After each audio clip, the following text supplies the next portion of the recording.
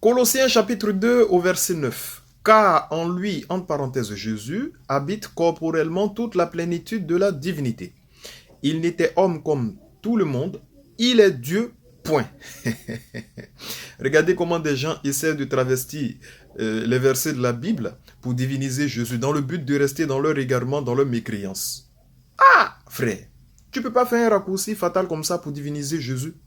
Ça ne fonctionne pas. En tout cas, ça peut impressionner peut-être les profanes, ou bien ceux qui ne sont pas initiés, mais pour ceux qui ont un minimum de connaissances là, tu peux pas faire ça.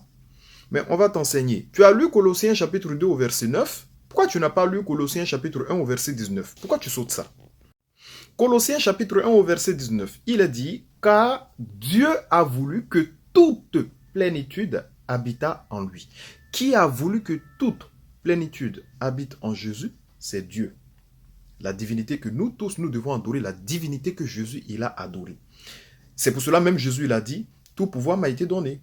Il a dit, mon Père est plus grand que moi. Il a dit, je ne peux rien faire de moi-même. Selon ce que j'entends, je juge. Mon jugement est juste parce que je ne cherche pas ma volonté, mais la volonté de celui qui m'a envoyé. Nous sommes dans Jean chapitre 10. Jésus leur répondit, n'est-il pas écrit dans votre loi, j'ai dit, vous êtes des dieux?